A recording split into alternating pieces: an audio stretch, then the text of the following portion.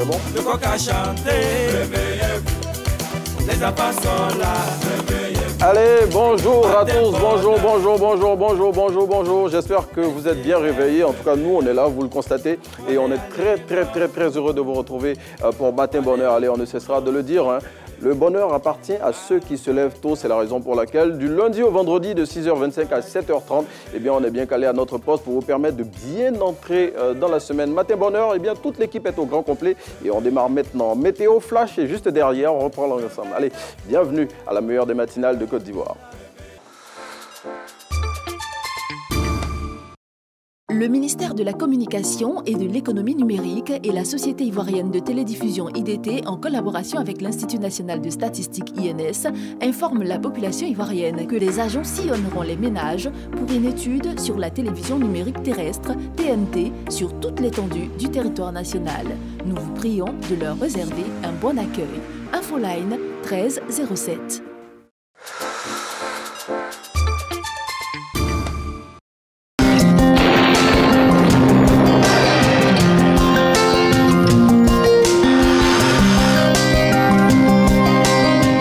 Bonjour mesdames et messieurs, nous espérons que vous allez bien. Ce matin, dans les régions du littoral et du sud forestier, on observera des pluies en début de période, un temps nuageux qui fera place à de larges intrusions du soleil. Dans la bande centrale et dans le nord, le ciel sera généralement nuageux et progressivement ensoleillé. Les températures prévues pour cette matinée seront de 23 degrés dans la ville d'Abangourou, 25 degrés à Abidjan, 24 degrés à Adiaké, 22 degrés à Bondoukou, Bouaké, Bouna, Boundiali, Daloa, Dimokro et Gagnoa, 23 degrés à Guiglo, 25 degrés à Kong, 22 degrés dans les villes de Korogo et Man, 21 degrés à Odjene, 24 degrés à San Pedro, 23 degrés à Sassandra, 22 degrés à Séguéla, Soubré et Tabou, 25 degrés à Tiasalé et 23 degrés dans les villes de Touba et Yamoussoukro. Cet après-midi, en milieu ou en fin de période, l'instabilité de la brise côtière donnera localement des averses de pluie avec des orages isolés dans le sud forestier et sur le littoral. Les régions de l'ouest et du nord observeront des orages isolés avec possibilité de pluie. Ailleurs, le temps sera marqué par de larges intrusions du soleil.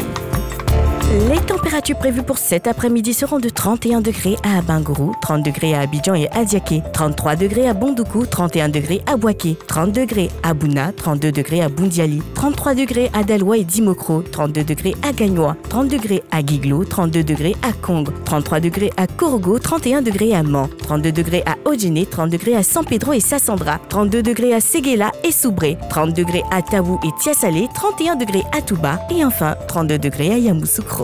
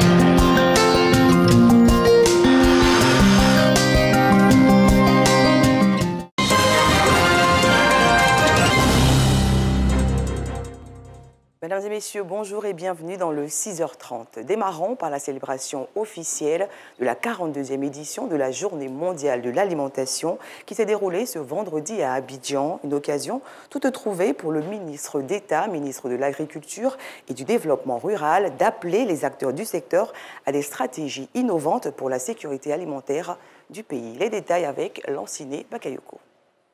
Sur la sécurité alimentaire, le diagnostic établi par le ministre Kobena Kwasi Adjoumani est sans équivoque.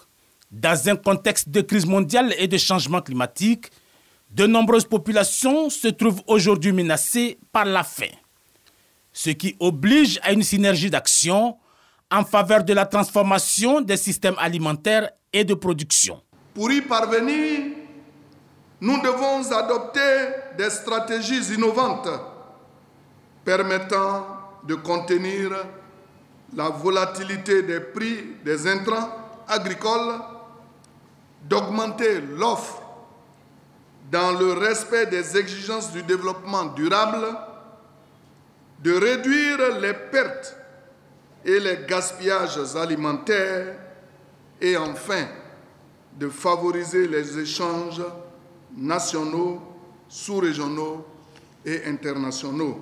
En Côte d'Ivoire, l'analyse des bilans alimentaires sur les 10 dernières années montre que le pays n'est pas confronté à un problème d'indisponibilité des aliments. Nous sommes autosuffisants en certaines denrées de grande consommation comme l'igname, le manioc et la banane plantain.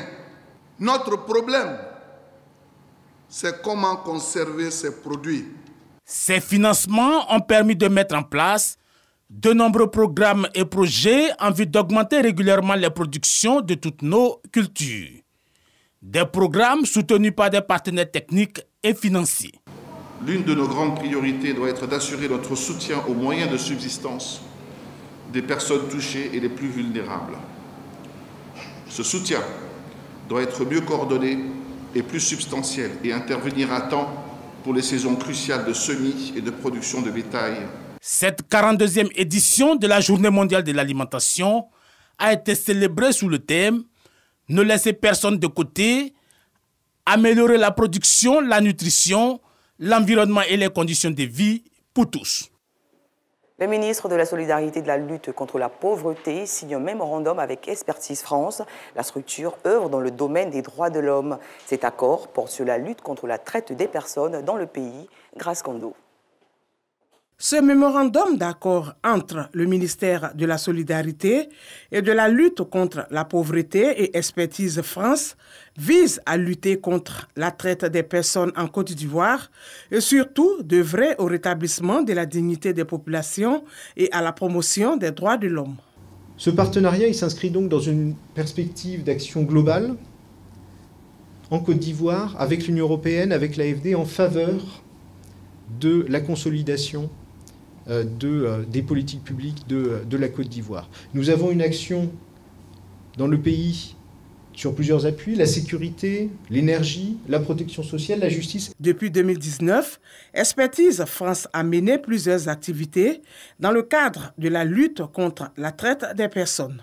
Il s'agit du renforcement des capacités des officiers judiciaires, acteurs de la lutte contre la traite des personnes, du renforcement des capacités des magistrats, du renforcement technique du secrétariat exécutif du Comité national de lutte contre la traite des personnes, du renforcement de la coopération régionale entre les pays bénéficiaires du projet, l'installation des cellules régionales de lutte contre la traite des personnes dans les régions du Sud Komoé, Gontougo, Poro et Ossa-Sandra. Ce mémorandum d'accord s'inscrit dans le cadre du projet régional d'appui à la lutte contre la traite des personnes dans les pays du Golfe de Guinée, à savoir la Côte d'Ivoire, le Bénin, le Ghana, le Nigeria et le Togo, avec l'appui de l'Union européenne. C'est la fin de cette première tranche de l'information. Je vous retrouve à 7 h. Voilà, Madame Dosso, que nous on est très fiers de retrouver. Comment ça va? Le week-end, ça s'est bien passé? Très bien. Super. Bien passé, oui. Visage rayonnant. On comprend bien que vous êtes très bien reposé tout au long de ce week-end. Allez, Afisata Karamoko Dosso, donc, qui reviendra pour son deuxième point de l'information. Nous, on est très heureux d'être en votre compagnie. Début de semaine, il faut se lever. On sait que généralement, le lundi, c'est lourd, mais il faut aller travailler pour gagner sa pitance quotidienne. On ne sera pas seul aujourd'hui tout au long de cette émission. On a une invitée, on pourra dire, de marque qui est avec nous et elle va nous aider à conduire cette émission jusqu'à 7h30. Elle, c'est Kadiatou et elle nous vient de la Guinée. Venez Kadiatou, journaliste à la radio-télévision guinéenne. Et c'est avec elle qu'aujourd'hui, on va présenter cette émission. Comment ça va? Ça va. Bon, on continue. Avancez. Merci beaucoup. Vous soyez dans le champ de la lumière pour qu'on puisse bien vous voir. Kadiatou qui va regarder la caméra. Et avec vous, on va dérouler le sommaire de cette émission. Allez, pour le sommaire de cette émission, retenez qu'aujourd'hui, on aura le challenge matinal pour lequel on va vous donner les résultats du challenge matinal de la semaine dernière. Ce sera tout à l'heure pour savoir qui va être le regagnant du challenge matinal de la semaine dernière et être avec nous le vendredi prochain. On aura également combien ça coûte pour vous permettre de savoir les prix de tout ce qu'on retrouve sur nos marchés, hein, comme à l'accoutumée. Et puis, on aura du sport en présentiel dans ce studio. Marie-Noël voilà, qui sera avec nous pour vous permettre de bouger ce matin. Et puis, on aura bien évidemment la revue des unes pour vous permettre de savoir ce que nous disent nos journaux en ce lundi 24 octobre 2022. Et puis, il sera avec nous Ngamblé Konaté pour Sport Matin. Et puis, on aura naturellement la séquence humour et on refermera ce numéro de votre émission par Instant Vérité. On est lundi et on a un invité avec lequel aujourd'hui on parlera d'un sujet relatif aux centres de santé privés illégaux en Côte d'Ivoire. Voilà déroulé le conducteur de notre émission. Eh bien, on va vous permettre à présent de savoir qui a remporté le challenge matinal de la semaine dernière.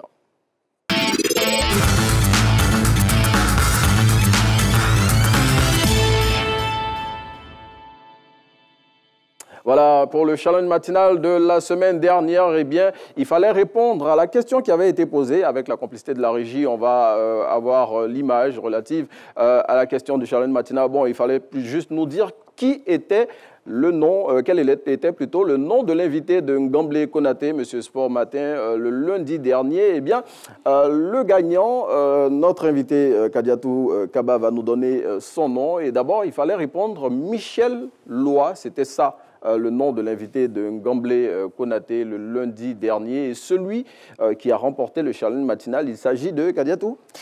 Eh bien, il s'agit de Bitaye Antoine. Bitaye Antoine, bon, elle a bien prononcé, elle avait des appréhensions, elle n'arrivait pas. Mais c'est sûr, c'est tellement kilométrique en plus. On est en train de répéter. Voilà, c'était ça, la question du challenge matinal. Il fallait nous donner le nom complet de l'invité de Ngamblé Konaté dans la rubrique sport matin du lundi dernier au 07 48 75 44 76, le numéro WhatsApp. Vous avez été nombreux voilà, à nous envoyer des réponses, mais le premier qui a donné la bonne réponse, eh bien, on va rappeler son nom. Bitaye Antoine. Eh bien, Bitaye Antoine qui réside à Daloin, c'est bien cela, à Gagnoa plutôt. Eh bien, vous êtes invité à nous rejoindre le vendredi prochain ici à Matin Bonheur pour récupérer votre lot qui vous sera offert par l'équipe de production de Matin Bonheur et surtout participer à votre émission. Allez, merci d'être en notre compagnie. On est lundi, il faut sortir de chez vous pour aller travailler. Eh bien, d'abord, on vous envoie sur les marchés pour vous permettre de savoir combien coûtent les denrées qu'on y trouve.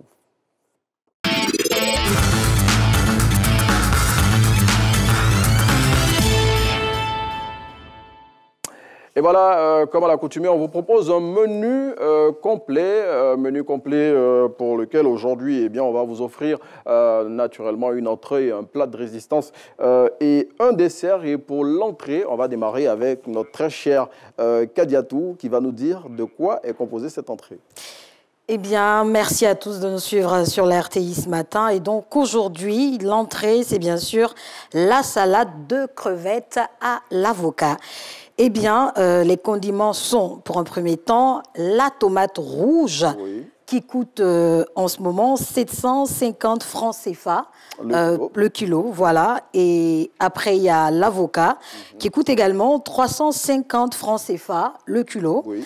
Et puis, il y a la crevette qui coûte 2000 francs CFA, le kilo. Oui.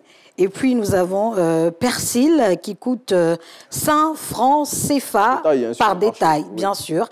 Et aussi, il y a le jus de citron qui coûte 300 francs CFA pour le kilo.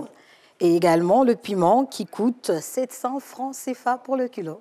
Oui, voilà, pour décliner pour la recette de l'entrée, hein, tous les éléments qu'il fallait constituer pour cette entrée. À présent, le plat de résistance, c'est du ragoût de pommes de terre qu'on vous propose. Et pour faire ce ragoût de pommes de terre, il vous faut naturellement de la pomme de terre dont le prix, on voit ici, On voit ici le truc, hein, le beau plat de ragoût de pommes de terre. Eh bien, pour composer ce plat, eh bien, il vous faut naturellement de la pomme de terre, 500 francs CFA le kilo. Il vous faut également de la viande de bœuf, voilà, pour ceux qui souhaiteraient faire cela avec la viande de bœuf. Et le kilo de bœuf, actuellement, de viande de bœuf, il est à 3000 francs CFA le kilo. Il vous faut aussi du piment dans cette recette, 700 francs CFA le kilo pour le piment. Il vous faut de l'oignon. Bon, nous, on a choisi l'oignon blanc, hein, qui est à 600 francs CFA le kilo. Également du persil haché, comme dans l'entrée que vous a proposé Kadiatou, persil haché qu'on peut avoir à 100 francs CFA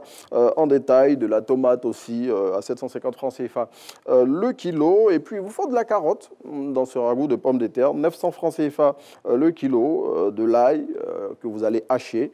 L'ail, on peut en avoir à 100 francs CFA sur les marchés. Et puis, il vous faut de l'huile à 1200 francs CFA le litre en ce moment. Et puis du poivre à 100 francs CFA en détail, le poivre qu'on trouve partout sur nos marchés. Et quand on a fini de bien manger tout ça, Kadiatou, eh bien, le dessert qu'on propose à nos téléspectateurs, eh bien, c'est une pomme, voilà, pour vous permettre de bien faire descendre tout ce que vous avez mangé. On vous souhaite en tout cas, Kadiatou, hein, à nos téléspectateurs, de passer une très très belle journée sur RTI et surtout de prendre le soin de manger le matin avant de sortir, parce que le matin, eh bien, le repas, il est très très important.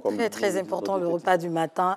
Il faut rater tout sauf le repas du matin. C'est bien cela. Sinon, Kadiatou, ça va? Ça va. Hein, journaliste à la RTG, hein, radio, diffusion, télévision guinéenne. C'est bien oui, cela. C'est cela. Très heureux de vous accueillir ce matin. Je suis enchantée d'être là aussi. Oui, très très très heureux. Et avec Kadiatou, on l'a dit, on va dérouler cette émission jusqu'à 7h30. Et bien, pour la poursuite de notre conducteur, sachez que on aura du fitness ce matin et coach Marie-Noël est déjà en studio avec nous. Coach Marie-Noël qui va nous rejoindre dans quelques petites minutes si au niveau de la régie on nous en donne le OK.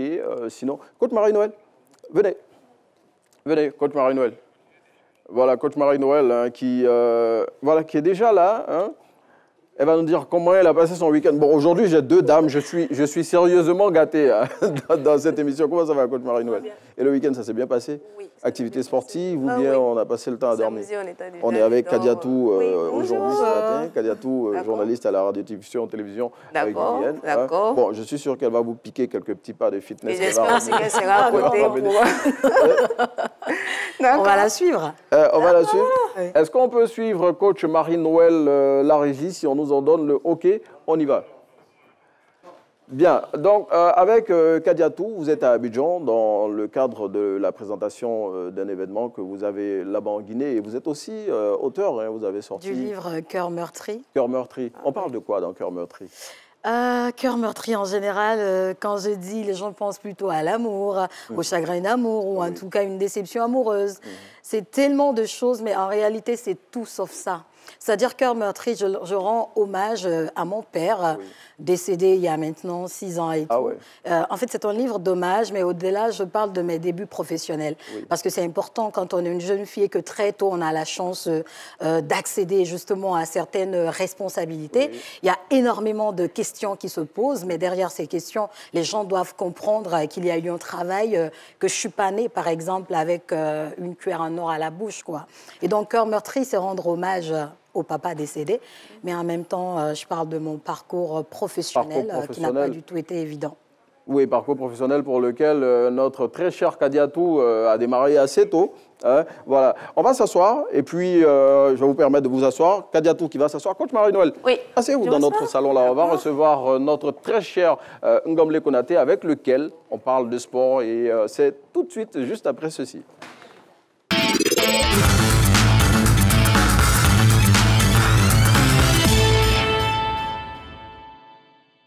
Qui est avec nous, notre très cher Ngomble Konaté, qu'on a toujours plaisir à recevoir tous les lundis pour parler de sport. Ngomble Konaté, le week-end, il a été très, très, très animé en termes d'informations sportives. Hein. Absolument. Voilà, vous avez fait le tour de tous les stades de la Côte d'Ivoire et du monde et vous nous ramenez des informations pour nos téléspectateurs. On était surtout dans la commune d'Abobo où s'est tenue donc une marche dénommée Marche Rose à l'occasion du mois d'Octobre Rose. Oui, mois d'Octobre Rose. À la lutte contre, on va dire, le cancer. Il y avait surtout la pose de la première pierre de la piscine olympique d'Abobo. On regarde tout cela, Renaud Koubias, si vous le voulez bien. Juste après, on en parle.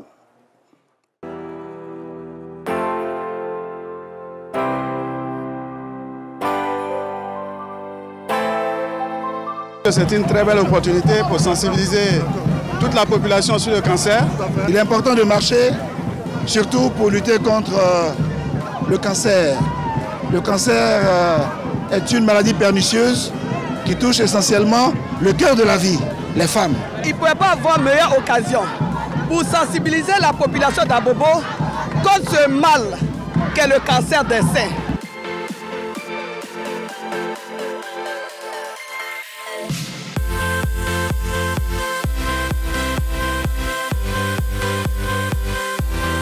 Ce programme a également vocation d'aider à la formation des formateurs, à la promotion de la natation en Côte d'Ivoire en tant que discipline sportive.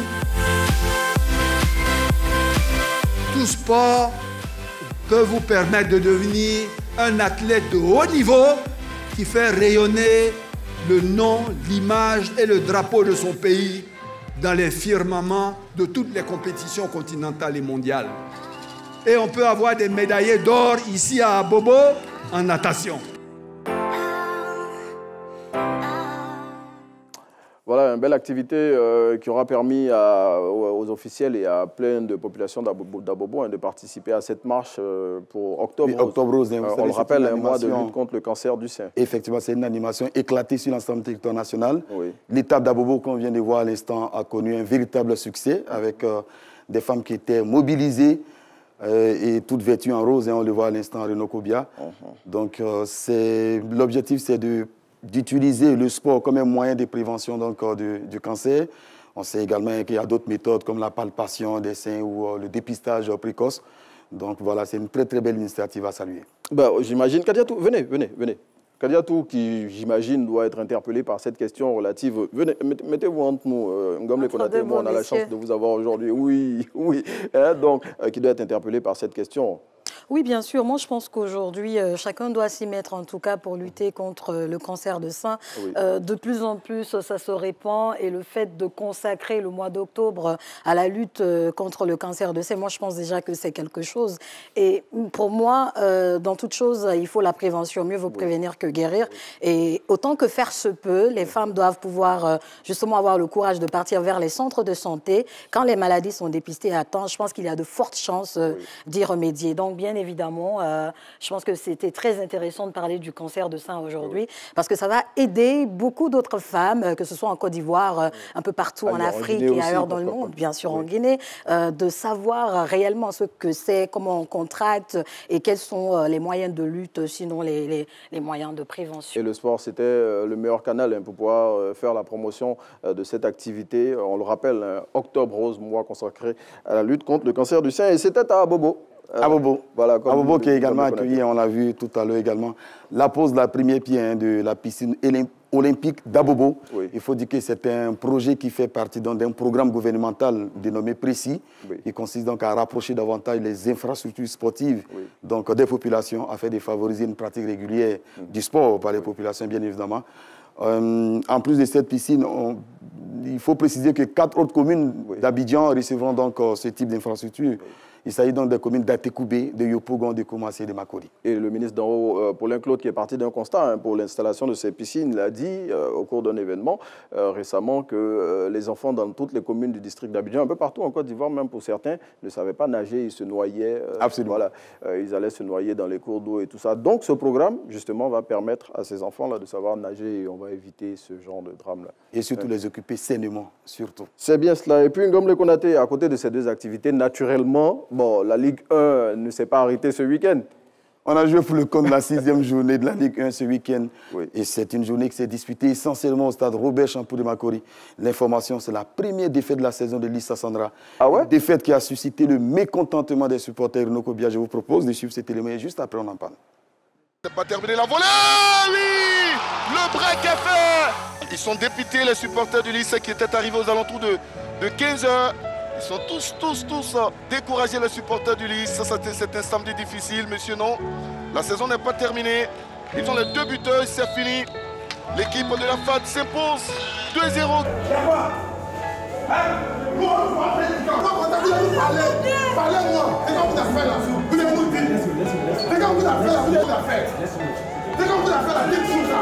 Non,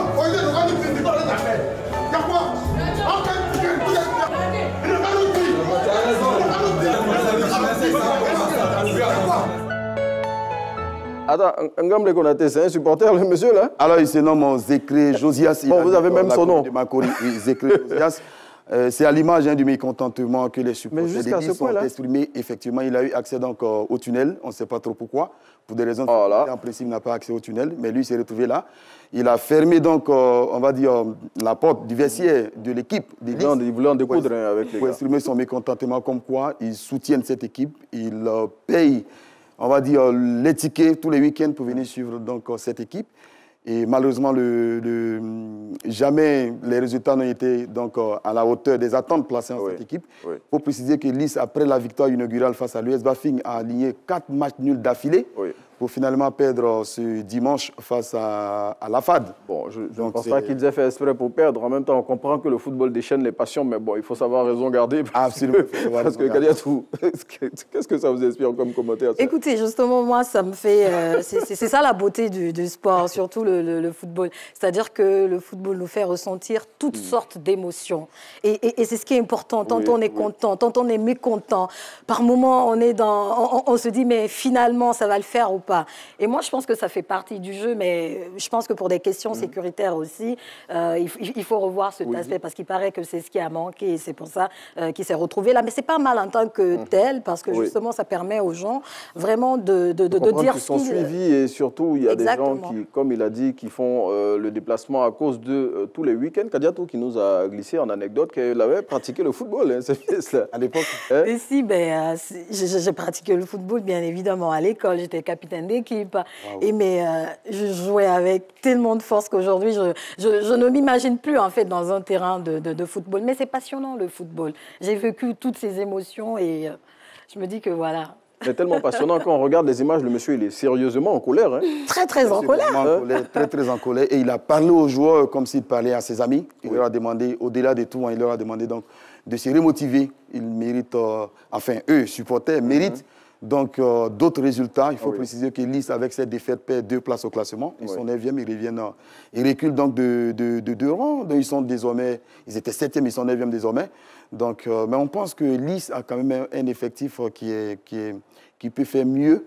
Ils ont quand même des joueurs comme Zakri, qui est quand même très bon, le Nigérian. Je pense qu'ils peuvent rebondir. La défaite fait partie donc, du football. Bien sûr. Il faut savoir s'en servir pour répartir.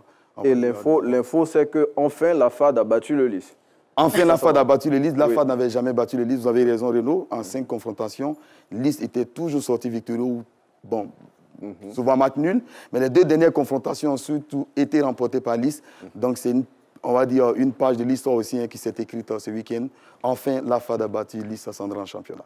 Bon, on comprend la colère, la colère du supporter parce que la FAD jusqu'à présent n'avait jamais réalisé cet exploit-là de battre le Lys de Sassandra. Mais en même temps, j'imagine que le fait, même si ce n'est pas encouragé, le fait qu'ils aient eu un échange franc avec ce supporter, ça va leur donner de la force encore pour mieux repartir pour le week-end prochain. Oui, absolument, c'est toujours important. Oui.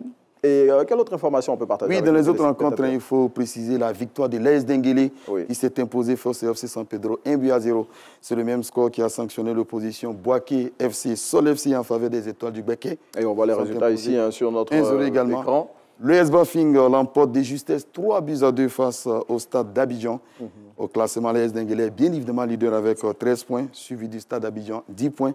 Et ce sont les 2 promus qui se partagent donc la tête du classement. L'US Bafing ferme la marche, Renaud Kobia au bas du tableau. L'Azida Bengoro et le Racing Club d'Abidjan sont relégables. Bon, les promus qui sont en tête du championnat, ça montre combien de fois ils ont la rage et ils veulent s'imposer à la fin de la saison. Et puis, Ngamble Konaté, bon, naturellement, on ne va pas faire cette rubrique avec vous sans parler du top but. Absolument, 9 buts ont été inscrits ce week-end au stade Robert Champoux de Makori. Et comme tous les lundis, nous avons sélectionné le top 5 pour vous. Renaud, c'est parti. Oui, vas-y.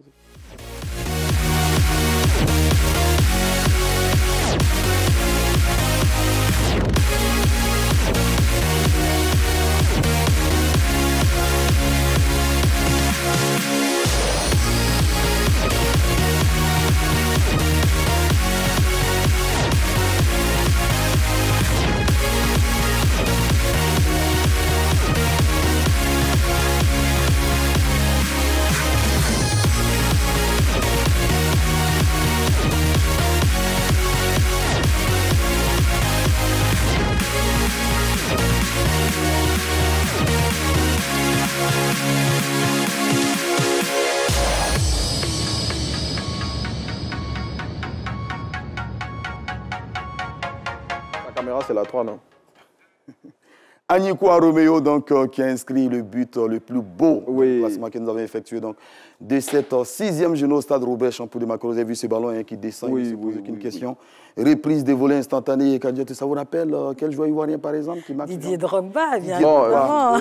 Attiré par le but, ce qu'il fait, rythme acrobatique, c'est le but le plus beau qui a été donc sélectionné, on va dire classé ainsi par les journalistes présents ce week-end au stade Robert Champoux de Macron. En tout cas, très beau but qu'on a eu plaisir à regarder sur notre écran. Et puis, malheureusement, il n'a pas pu sauver son équipe de la défaite. C'était le 2e but du stade Abidjan qu'il a inscrit donc dans la dernière minute du temps additionnel. Il faut préciser ou bien il faut rappeler que le stade Abidjan s'est incliné 3-2 face au Tchédé de Bafing, enfin de Touba, l'US Bafing. Joli but, mais qui n'aura pas été utile. Il n'aura pas été utile. Allez, merci Ngomble.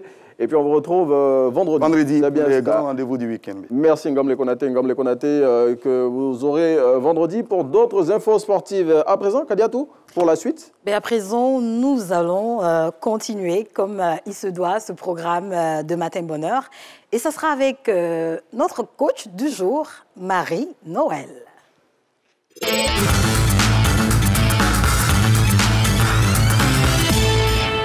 Ici. Bonjour à tous. Là, je porte mes encouragements à l'équipe de Lissa Sandra. Et là, en fitness, nous ne perdons pas. Nous sommes tous des vainqueurs. Donc, en attendant de reprendre, ils peuvent se rallier et nous allons faire l'activité ensemble. Prêt? C'est parti. Déjà, nous allons séparer là. Les appuis, dégager la poitrine. Tenir la hanche et basculer dans le même sens que moi.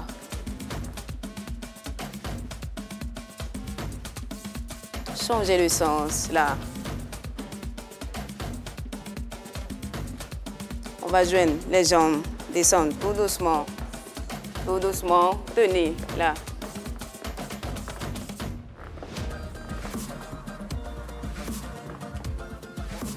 Cinq, 4, 3, 2, 1.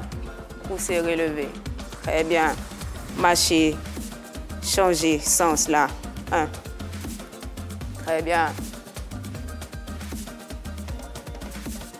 Très bien. Avec les bras appuyés là. Très bien. Go. Go. Go. Go. Go. Go. Go. Go. Continuez là. 1.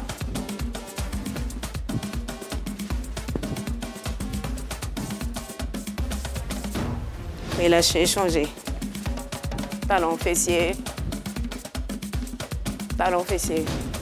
Talon fessier. Talon fessier. Talon fessier. Changez. 1.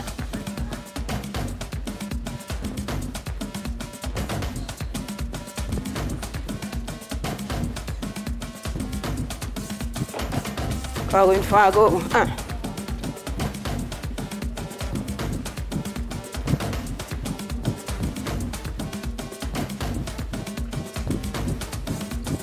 Continue. Là.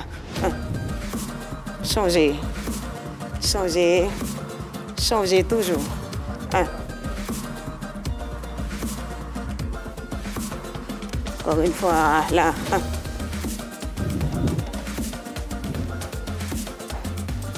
Go. Go. Go. Séparez, appui là. On va descendre. Fléchissez, jambes arrière, là. 1, 2, 3, 4. Encore une fois, 1, 2, 3, 4. Changez les jambes. 1, 2, 3, 4. On continue. 2, 3, 4, 5. Avec elle, et c'est dans le fitness. Voilà. Est-ce que c'est bon? Ça, c'est un peu trop compliqué, mais par contre, on aimerait quand même faire un tout petit peu, un peu de sport avec toi ce matin. Oui, mais... Qu'est-ce qu'on fait? Bah, je sais pas, un truc simple, où j'en aurais pas quand même besoin de... Bon, Kadiatou, je pense que ça, on va le faire en off, hein, parce que là, maintenant, on doit passer à la prochaine étape. Et c'est? Et c'est le flash d'informations que nous allons suivre. avec Afisiata Karamoko Dosso.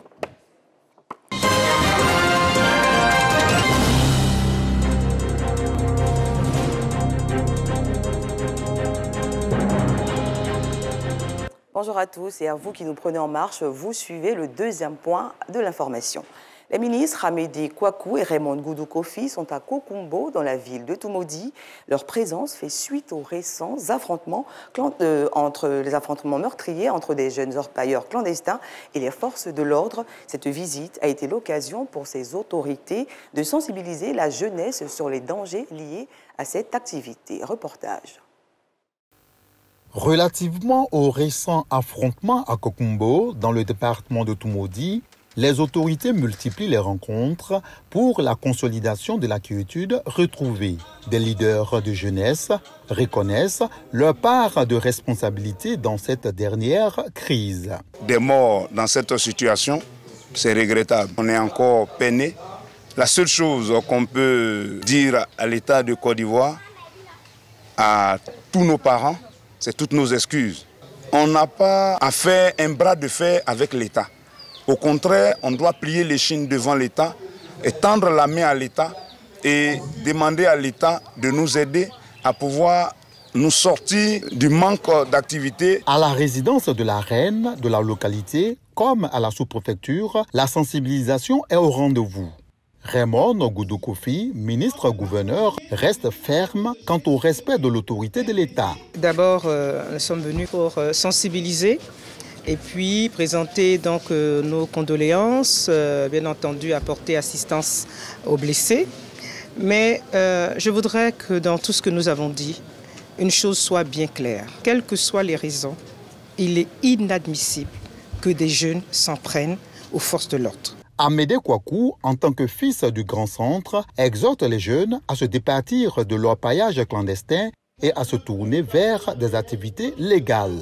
Et dans un état de droit, on respecte les lois. L'orpaillage clandestin est interdit dans notre pays. Parce qu'une fois qu'ils pratiquent l'orpaillage, ils détruisent les sols, on ne peut plus faire de culture. Alors qu'ils peuvent nous aider, ils peuvent demander au gouvernement. Le président Alassane Ouattara est ouvert. Aujourd'hui, on a un ministre d'État, ministre de l'Agriculture. On peut produire des tomates, des aubergines. Si aujourd'hui, avant, ils produisaient le cacao et que le cacao ne donne plus, mais on peut faire d'autres cultures sur ces sols-là. Les familles des personnes décédées ont été visitées. Elles ont reçu une assistance financière et des mots de compassion, symbole de solidarité de la part du gouvernement. Pour rappel, un affrontement entre les jeunes et gendarmes en charge de la lutte contre l'orpaillage clandestin a engendré récemment 5 morts et 13 blessés du côté des civils à Kokumbo. Ce reportage vous a été proposé par Walter Amadou Ouattara. À l'international, Oumarou Sissoko Embalo, président en exercice de la CEDEAO, entame aujourd'hui une visite officielle à Moscou. Le président de la Guinée-Bissau est le second chef d'État africain à être reçu par Vladimir Poutine après le président de l'Union africaine et du Sénégal, Macky Sall. Après Moscou, Oumarou Sissoko Embalo se rendra à Kiev dans le cadre de cette mission de paix. La Fédération internationale des droits humains célèbre depuis hier son 100e anniversaire. Une rencontre a eu lieu à l'hôtel de ville de Paris en présence de 300 invités, dont 180 militants venus d'Afrique. Présents sur le continent africain depuis 44 ans, cette ONG a favorisé le développement du réseau des militants, mais leur mission de défendre tous les droits humains reste tout de même difficile sur le terrain. Et pour terminer, le calme est revenu à Kismayo, dans le sud de la Somalie. Cette ville a été le théâtre de violences. Une attaque terroriste a eu lieu hier à l'hôtel Tawakal. Bilan à ce jour, au moins 9 personnes tuées et 47 blessées. Et cet attentat, il faut le savoir, est revendiqué par les islamistes radicaux, Shebab, un groupe proche d'Al-Qaïda. Fin de ce bref tour de l'information. J'ai pris plaisir à vous le présenter. Je vous souhaite une excellente semaine de travail. Et merci beaucoup. C'était donc le flash d'information avec Afisiata Dosso. Merci d'être venu. Merci à vous également. Et donc, nous allons continuer ce programme, bien sûr, avec la revue des Unes. Renaud, tu as la parole. Allez, la revue des Unes, pour laquelle on a...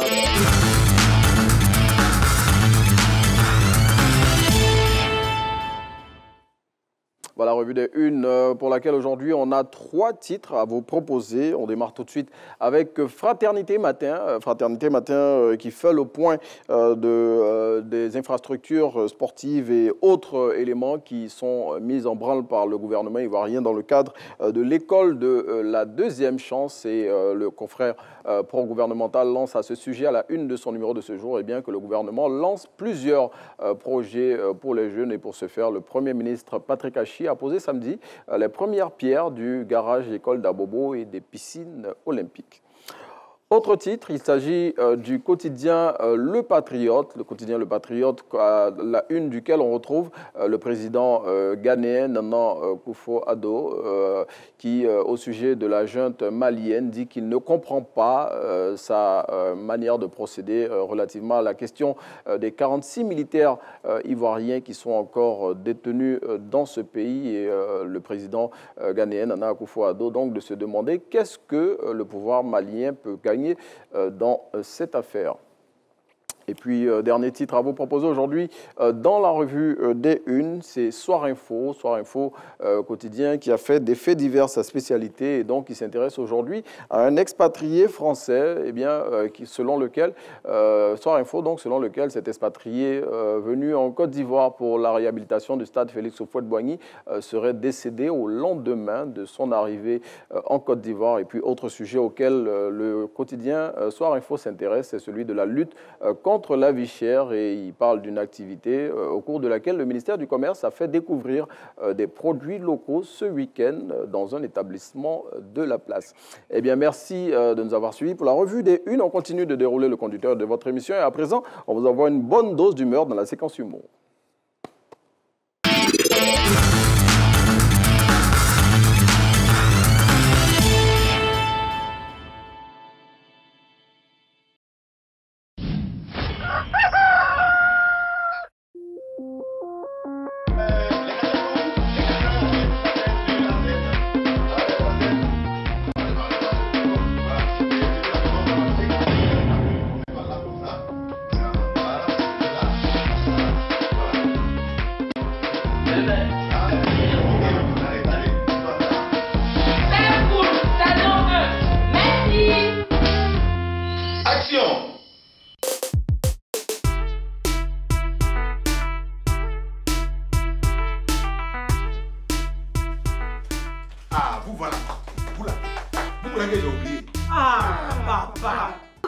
Comme ça, tu vas nous chicoter. Que vont penser les voisins? Mais les voisins, mettez-vous à genoux. Nous des bluffeuses comme ça. Où est bonne bluffeuse là même? C'est quelle bluffeuse vous êtes même? Vos fesses que vous prenez pour trémousser dans les maquis là, c'est ça qui est bluffé? J'ai dit, aucune sortie dans cette maison. Voilà, personne ne sort. Oui, le père, faut pas mélanger nos projets. Je vous l'ai dit, faut pas mélanger nos vies. Faut pas mélanger nos vies. Ah, papa, si on ne sort pas, qui va payer le loyer, l'électricité? L'eau, la popote. Bientôt, tu vas à la retraite, n'oublie pas ça. Hein. Maintenant, pour ne pas que j'oublie là, qu'est-ce que vous devez faire pour me satisfaire?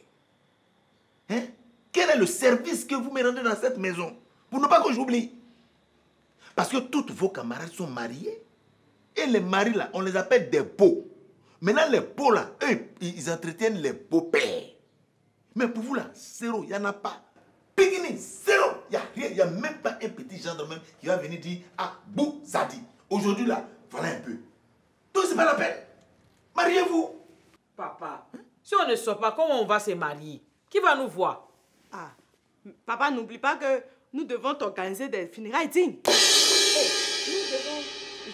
Papa, je voulais dire. Papa, il voulait dire une bonne retraite. Voilà, c'est ça. Parce que c'est là, elle est bête comme sa mère. Malheureusement, elle me ressemble. Donc c'est ma mort qu'elle guette. Mais ta mère qui a disparu là, elle n'a qu'à espérer qu'elle même elle est morte. Elle est morte avant moi. Vous avez dit, je suis vivant, je suis encore vivant. Mais dans tous les cas, moi j'ai dit, mariez-vous, mais pas de sortie. Ah, papa, on ne marie pas maison. Coupé.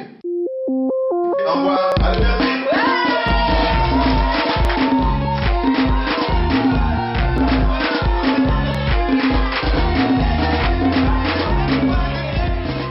Mais voilà, c'était donc un petit instant d'humour avec vous dans cette émission Matin Bonheur sur la RTI. Et donc à présent, mesdames et messieurs, nous allons partir avec la rubrique Instant Vérité.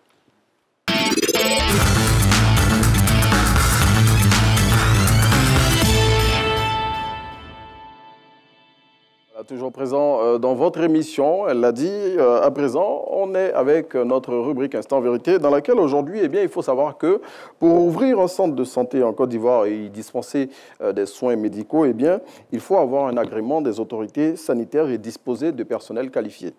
Eh bien, force est de constater pourtant que dans notre pays, de nombreux centres de soins privés exercent leurs activités sans autorisation et souvent avec du personnel non qualifié. Comment cette situation est-elle possible et que font les autorités sanitaires de notre pays pour y pallier? Eh bien, pour répondre à ces questions, nous recevons Dr Marie-Joseph Biti, premier responsable de la direction des établissements privés et des professions sanitaires, DEPS, structure qui dépend du ministère de la Santé, de l'Hygiène publique et de la couverture maladie universelle. Bonjour, docteur. Merci d'avoir répondu à l'invitation d'Instant Vérité. On va s'asseoir pour expliquer toutes ces questions à nos téléspectateurs. Docteur Marie-Joseph Biti, je le rappelle, directrice de la direction des établissements et des professions sanitaires, DEPS. C'est bien cela? Oui, en charge du secteur privé. En charge du secteur privé. Dites-nous, docteur, pour commencer, selon une étude qui a été conduite par les services du ministère de la Santé, 80% des établissements sanitaires privés qui exercent en Côte d'Ivoire le font dans l'illégalité. Eh bien, c'est assez inquiétant quand même. Comment expliquez-vous cette situation? C'est très inquiétant parce que pendant les périodes qu'a traversé la Côte d'Ivoire, il y a eu, je peux dire, un peu un manque d'assainissement, je veux dire. Il y a eu un petit désordre qui a fait que ces établissements-là se sont créés. Oui. Mais à la demande du gouvernement et à la demande des organisations professionnelles, des organisations des cliniques, il est demandé donc de procéder à l'assainissement de ce secteur. Parce que les chiffres sont vraiment inquiétants, alarmants.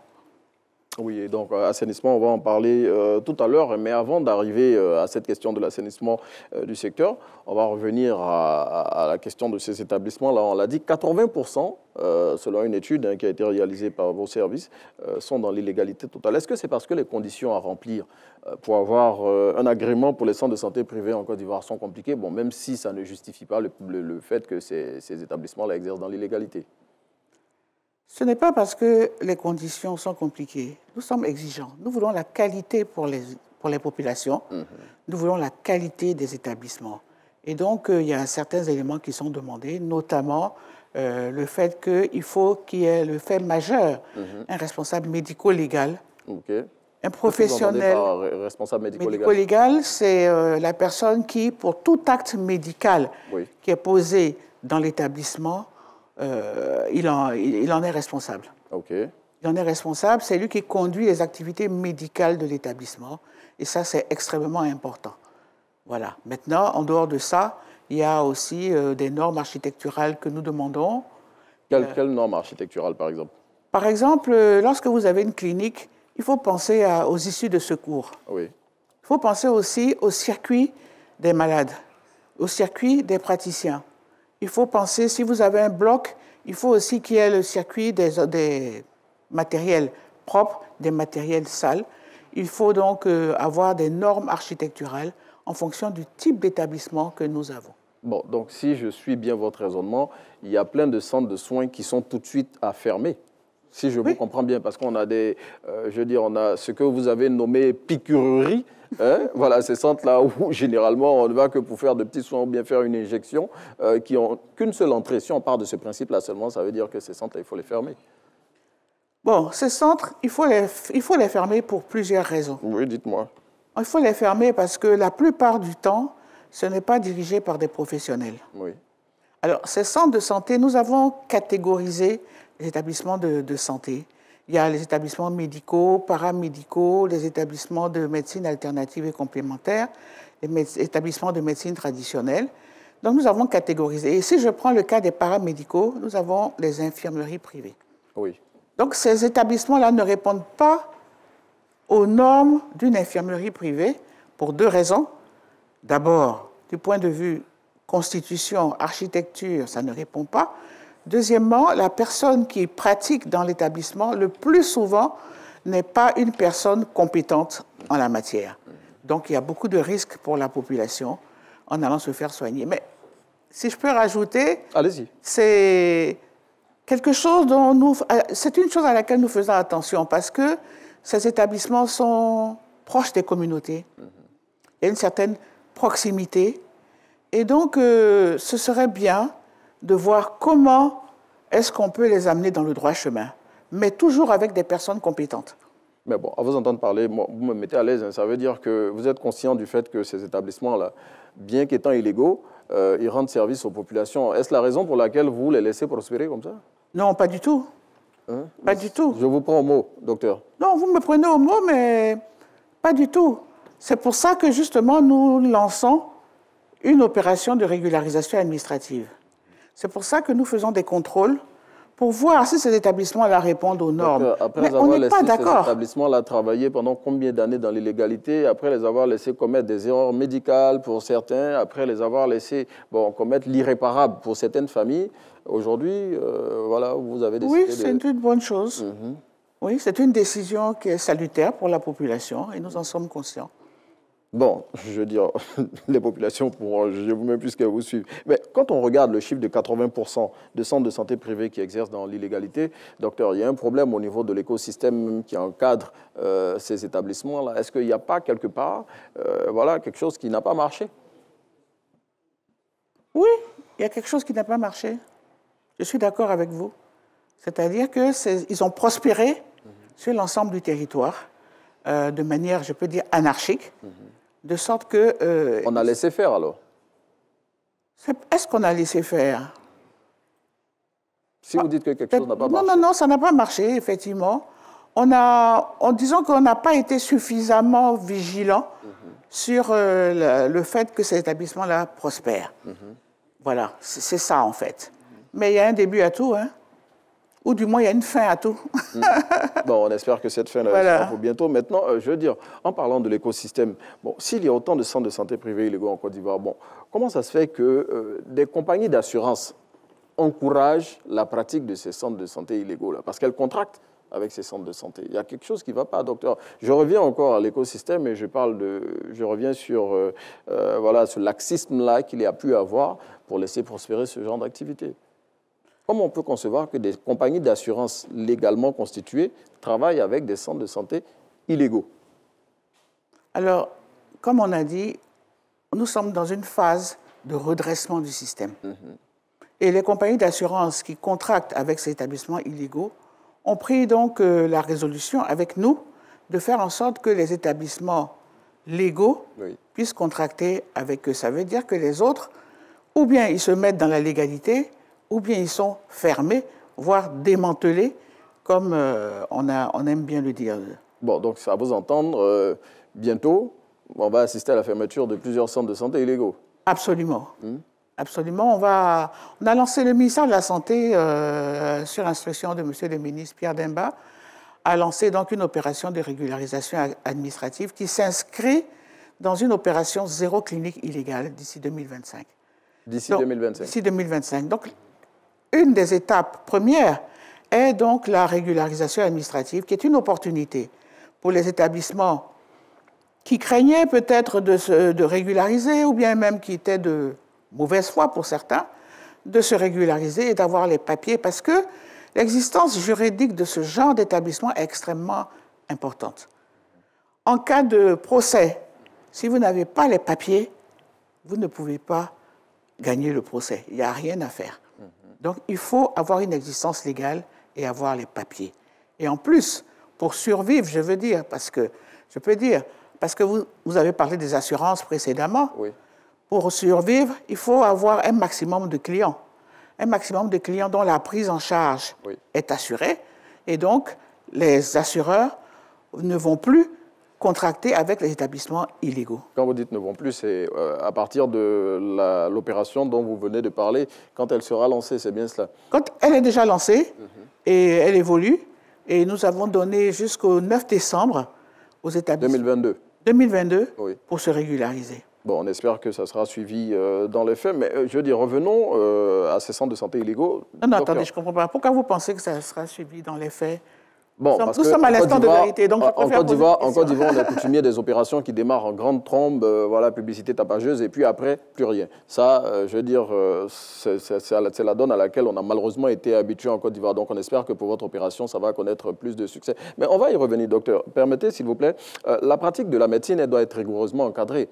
Je reviens encore à ces centres de santé illégaux qui pratiquent leur activité, je dis, au vu et au su de tous. Bon. Encore heureux que le ministère ait décidé de mettre le haut là. Mais comment ça se fait que jusqu'à présent, on n'a pas pensé à mettre fin à cette situation? Et votre opération, elle a démarré quand?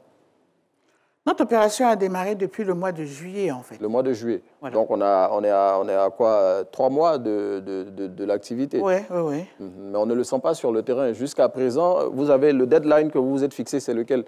C'est le 9 décembre. Effectivement, on commence à voir les fermetures de ces centres de santé-là. Non, on donne l'opportunité de se régulariser, c'est-à-dire de venir constituer les dossiers, les papiers, et dans un délai raisonnable, faire en sorte que les structures puissent avoir leurs papiers. Oui. Mais au-delà de ce délai, c'est là que les contrôles vont être intensifiés et les fermetures, ainsi que les démantèlements se feront. Donc, celui qui n'est pas venu se faire régulariser, c'est qu'il n'a pas envie, ou bien il a quelque chose à cacher. Et là, nous serons intransigeants à ce sujet. Docteur, quand on regarde le chiffre de 80%, ça veut dire que presque tous les centres de santé privés illégaux, en Côte d'Ivoire plutôt, sont illégaux. Je ne parle pas seulement des petites infirmeries de quartier. 80%, ça prend mais énormément de centres de santé privés. On part de la petite infirmerie de quartier jusqu'à peut-être des cliniques voilà, qui ont pignon sur rue, ici en Côte d'Ivoire.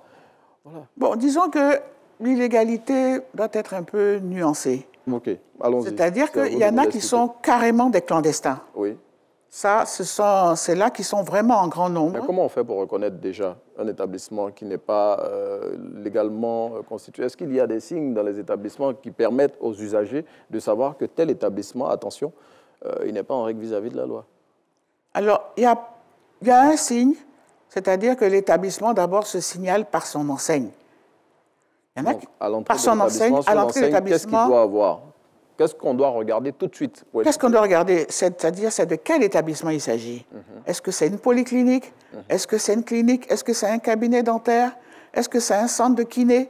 Est-ce que c'est un établissement d'optique? Comment l'Ivoirien lambda, lui, fait pour pouvoir voir les nuances? Toutes ces nuances-là. Voilà. Donc, normalement, en entrant et en arrivant à l'établissement, il voit ces affiches. Mais nous allons accentuer cet aspect de visibilité, qui est que nous sommes après avoir fait cette régularisation-là administrative, nous allons mettre en place un système de visibilité permettant plus facilement le contrôle. Cette visibilité va se résoudre à quoi? À 2 aspects.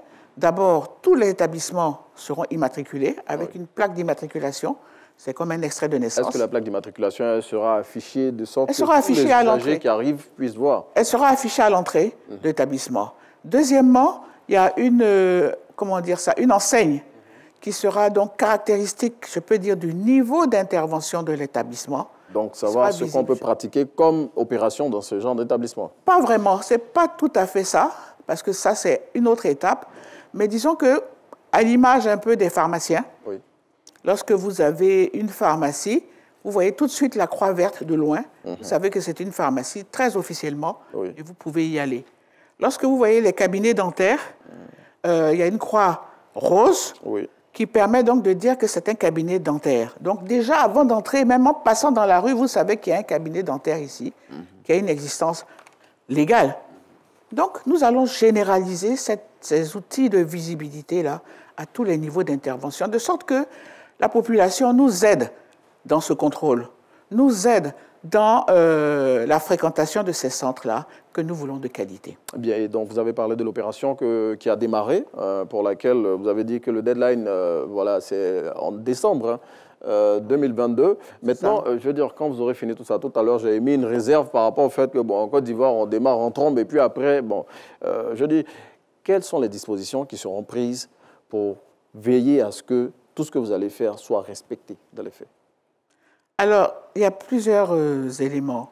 Déjà, même pour avoir l'autorisation, il faut constituer un dossier. L'autorisation est donnée par arrêté du ministre de la Santé. Il faut constituer un dossier. Et lorsqu'on constitue ce dossier, à un moment, il y a un élément clé qui est la visite de conformité. La visite de conformité est effectuée par la DEPS pour voir... Notre service. Pour voir si c'est conforme à la demande qui est faite. Vous avez demandé un centre de soins infirmiers. Vous avez fourni tous les papiers pour avoir un centre de soins infirmiers. Nous allons visiter l'établissement pour voir s'il est conforme aux normes qui sont données à un centre de soins infirmiers. On ne va pas aller trouver là-bas un cabinet médical, par exemple. Un infirmier n'a pas à engager un médecin ou bien à faire pratiquer un médecin dans son centre. Non, ce n'est pas un centre médical. Donc, cette visite de conformité permet de vérifier le côté architectural qui a été proposé précédemment, l'hygiène, les praticiens qui existent dedans. En parlant d'hygiène, je dis, vous me donnez l'occasion de dire que ce n'est pas toujours le cas dans les centres de santé qu'on a. Voilà. Je suis d'accord, mais il faut vraiment améliorer. C'est un point sur lequel nous insistons pour que vraiment la population soit à l'aise. Voilà. Voilà, donc en parlant des mesures que vous allez prendre pour pouvoir faire le suivi de toute l'opération que vous êtes en train de mener. Ce sont des contrôles en fait. Oui, des contrôles. Ce sont des contrôles. Alors les contrôles vont être élargis sur l'ensemble du territoire. Oui. Sur l'ensemble du territoire, nous avons donc des contrôleurs. Nous avons nos directions départementales de la santé, nos directions régionales de la santé qui vont venir en appui, supervisées par les préfets. Ok, madame. C'est extrêmement important. Vous avez touché un point sensible. Vous avez parlé de l'ensemble du territoire national. Dans presque tous les villages de Côte d'Ivoire, on a toujours un monsieur qu'on appelle docteur, qui porte des blouses, qui fait de petites injections. Cela aussi représente des dangers pour la population. Je suis d'accord avec vous. Mais ils ne doivent pas pratiquer. Mais ils le font. Ils le font et on va les poursuivre. Mais la difficulté dans la poursuite, ce sont ceux qui ouvrent à 18 h, par exemple. Voilà, il faut qu'on trouve une astuce pour pouvoir les trouver en action. Ils ouvrent à 18 h. Ils sont dans une cour commune. Oui. Voilà. Donc, nous sommes conscients de ça. Et donc, c'est une action que nous allons mener. Et nous souhaitons vraiment votre appui et l'efficacité et même la contribution de la population à ce genre d'action-là, parce que nous agissons pour leur bien, pour faire en sorte que les soins dispensés soient dispensés par des personnes qualifiées et dans des établissements de qualité. En tout cas, nous, on compte sur vous pour mener ce combat-là et aider surtout les populations. Venez avec moi, docteur Marie-Joseph Biti, je le rappelle, directrice des établissements, directrice de la direction des établissements privés et des professions sanitaires. Et avec elle, aujourd'hui, on parlait de la prolifération des centres de santé illégaux en Côte d'Ivoire. Docteur, merci d'être venu parler de ce sujet très, très, très important avec nous. Et puis, on vous souhaite bon vent pour votre opération de régularisation des centres illégaux en Côte d'Ivoire. Le ministère vous remercie de l'opportunité de lancer un appel aux promoteurs et propriétaires de ces établissements afin qu'ils viennent régulariser leur situation. Parce qu'après cela, nous allons procéder à des contrôles et à des démantèlements. Nous serons vraiment rigoureux sur la question. Merci infiniment. Beaucoup. Et puis, bonne semaine. Merci à vous également. Allez, donc nous, on est très heureux d'être en votre compagnie. Kadiatou, le docteur est venu nous dire ce qu'il y aura à faire. Et nous, c'est ici qu'on va chuter pour ce numéro de Matin Bonheur. Kadiatou, je tiens à rappeler que le challenge matinal dont vous allez nous rappeler le nom du vainqueur de celui de la semaine dernière, eh bien, celui-là, il sera avec nous. Oui. Antoine. Djebitaye Antoine qui sera avec nous le vendredi prochain pour recevoir son lot. Et Kadiatou, on va donner ce petit message à nos téléspectateurs pour leur dire au revoir aujourd'hui. Petit message de motivation pour bien passer la semaine. Eh bien, le plaisir se ramasse, la joie se cueille et le bonheur se cultive. Allez, c'est avec ce message qu'on vous laisse pour ce numéro de Matin Bonheur. On va se retrouver demain à partir de 6h25 pour un autre numéro de votre émission. Bonne journée sur RTI1.